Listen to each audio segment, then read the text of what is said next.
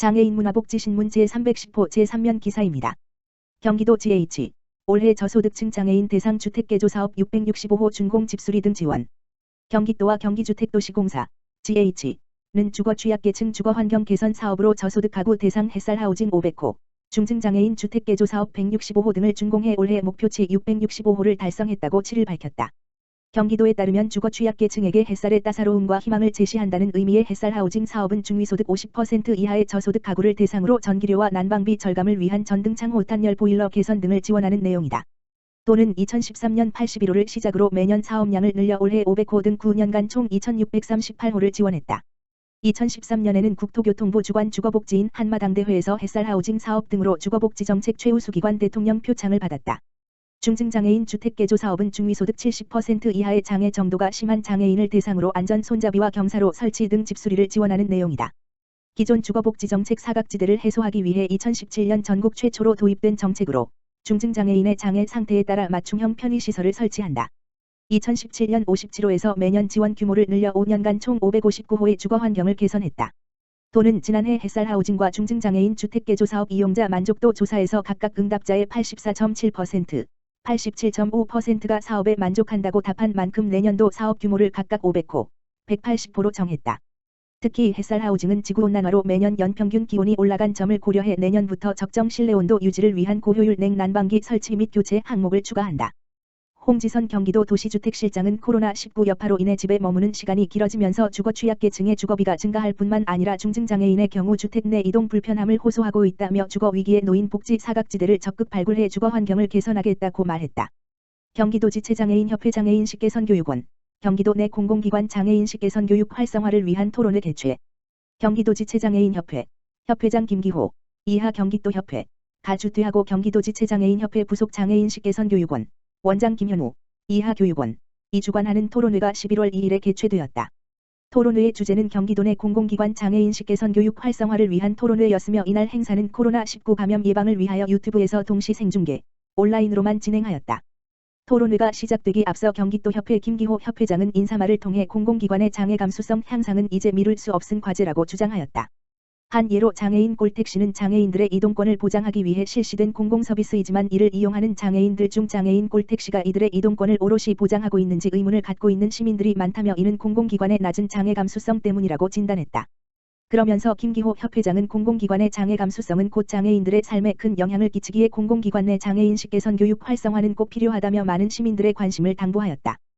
또한 고영인 국회의원과 장현국 경기도의회 의장, 문정희 경기도 복지국장은 축사를 통해 공공기관 내 장애인식 개선 교육이 너무 형식적으로 이루어지고 있는 현실을 안타까워하며 공공기관 내 장애인식 개선 교육의 활성화를 위한 아낌없는 지지와 성원 그리고 지원을 약속했다. 이번 토론회의 좌장은 경기도의회 김경희 의원, 문화체육관광위 소속 이 맡았으며 발제자는 장애인식 개선 교육원 박춘배 강사회장이 맡았다. 토론자로는 김효진 장애여성 네트워크 전 대표, 이문혜 전북장애인권위 공호기관장, 서인환 한국장애인고용안정협회 본부장, 노승돈 장애인식 개선 교육원 강사가 나섰다. 토론자들은 이구동성으로 공공기관의 미미한 장애 감수성을 지적하고 이를 극복하기 위해서 공공기관 내 장애인식 개선 교육이 활성화되어야 한다고 목소리를 높여 주창하였다. 첫 번째 토론자로 나선 김효진 장애여성 네트워크 전 대표는 경기도에서 경기도 장애인식 개선 교육 지원을 위한 조례를 제정하고 대면 교육 비율 70% 이상을 반영하도록 기준을 세우는 것을 제안했다. 또한 집합교육의 형태와 참여자의 경험과 소통에 기반한 참여형 진행 방식을 강화하는 방안도 필요하다고 주장하였다. 형식적으로 시간 때우기 교육이 아닌 정말 실질적으로 장애 감수성을 향상시키기 위한 다양한 형태의 교육이 필요하다는 것이다. 두 번째 토론자인 이문혜 전북장애인권위 공호기관장은 경기도 공무원들이 장애인식 개선 교육을 선도적으로 이끌고 참여해야 한다고 주장하였다. 그는 인식 개선 교육 활성화를 위해 4가지 관점으로 접근하였는데 첫째, 법률적 측면에서는 교육 대상자가 학생들뿐만이 아니라 경기도민이라는 포괄적인 대상이 되어야 하고 이를 위한 조례 제정이 하루속히 시행되어야 한다고 주장하였다. 둘째로는 경기도의 장애인식 개선을 위한 예산 확보가 어느 정도인지 분석하고 관련 예산을 효율적으로 투입해야 한다고 했으며 셋째로 교육을 위한 전문인력 양성을 주장하였다. 넷째로 교육을 위한 다양한 프로그램 개발에도 힘써야 한다고 말했다. 세 번째 토론자인 서인환 한국장애인고용안정협회 본부장은 도립장애인식 개선 교육원 설치를 제안했다. 교육원을 도립으로 설립한다면 위상도 높아지고 안정되고 지속적인 교육이 가능해질 것이기 때문이다. 이를 위해 반드시 조례 개정이 필수적이라고 주장하였다. 네 번째 토론자인 노승돈 장애인식 개선 교육원 소속 강사는 가장 중요한 것은 강사의 자질이라고 주장하였다. 장애인 차별의 개념을 잘 이해하고 쉽게 설명할 수 있는 강사, 장애 감수성이 몸에 배어 있는 강사, 장애인의 인권을 이해하는 강사, 장애인식 개선 교육의 필요성을 공감하는 전달자, 사회적 장애 개념을 이해하는 강사가 더 많이 강사로 활동하고 있어야 한다는 주장이다. 이는 아무리 조례를 바꾸고 예산을 많이 투입하고 도에서 지원을 한다 하더라도 그 교육의 주인공인 강사가 비전문적이면 아무런 효과가 없다는 것이다. 이날 토론회에 참석한 모든 인원은 공공기관 내 장애인식 개선 교육이 하루빨리 활성화되어 장애 감수성이 높은 공공기관 그래서 장애인들이 공공서비스를 제공받는 것에 대해 아무런 불편 없는 사회가 될 수 있도록 각자의 자리에서 최선을 다하겠다고 다짐하였다. 한편 경기도협회는 이번 토론회 자료를 토대로 책을 발간 각 공공기관에 배포할 예정이다. 경기도의회 보건복지위원회, 경기도 장애인 편의시설 안내 스마트랩 서비스 개시 기념행사 참석. 경기도의회 보건복지위원회, 위원장 방재율은 3일 오전 도의회 앞에서 장애인 편의시설 스마트랩 서비스 제공 기념행사에 참석하여 관계자를 격려했다. 이번 행사에는 방재율, 더민주/고양이, 위원장, 최종현, 더민주/비례, 부위원장, 이혜원, 정의당/비례, 부위원장, 김영준, 더민주/광명일, 의원, 박재만, 더민주/양주희, 의원과 문정희 경기도복지국장, 허성철 장애인복지과장, 4. 경기도지체장애인협회 관계자가 참석하였으며 축하 인사, 카드 섹션 및 기념 촬영으로 진행되었다. 스마트랩 서비스 사업은 19년에 개발된 편의시설 스마트랩을 21년 길찾기 연동, 음성인식 검색, 편의시설 사진자료 제공, 위치 연동 내 주변 편의시설 지도 표시, 신속한 검색이 가능하도록 하였으며 특히 편의시설 사진자료를 현장 조사하여 구축한 데이터베이스 기반으로 운영하도록 개선하였다.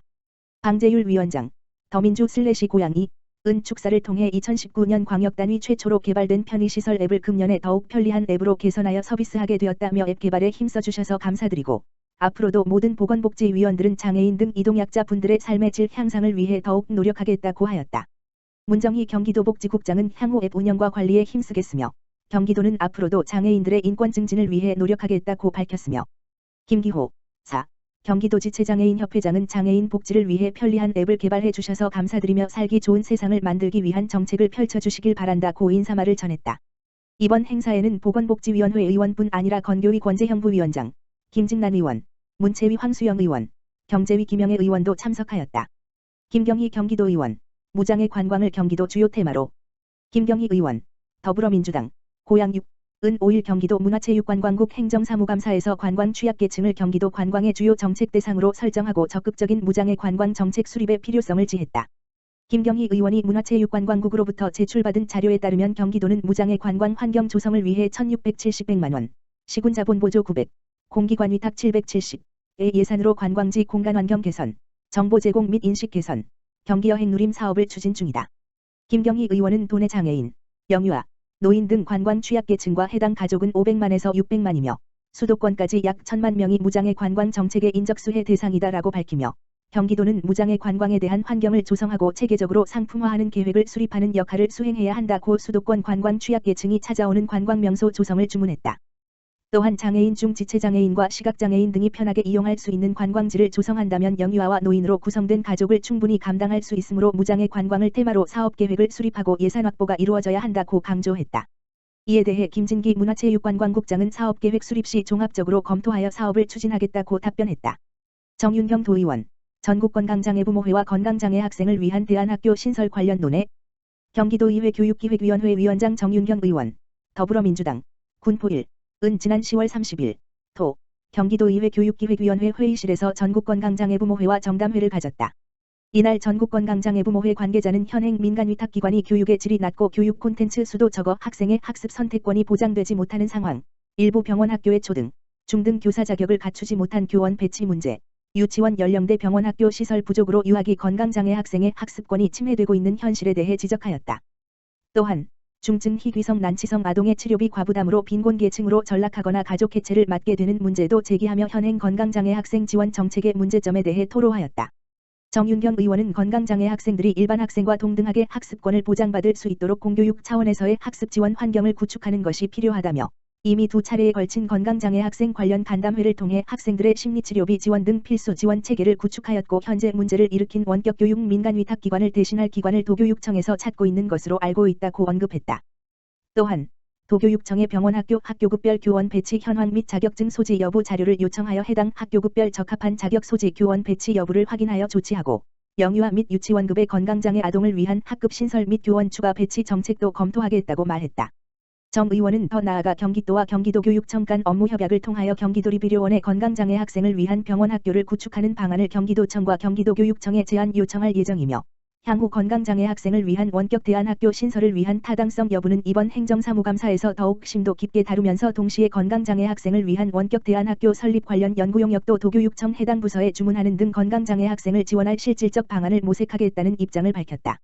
한편 건강장애 학생은 장애인 등에 대한 특수교육법 제15조에 따른 특수교육 대상자로 백혈병, 소아암 등 만성질환으로 인하여 3개월 이상의 장기 입원 또는 통원치료 등 계속적인 의료적 지원이 필요하여 학교생활 및 학업 수행에 어려움이 있는 학생으로 경기도 내 548명의 건강장애 학생이 재학 중이다.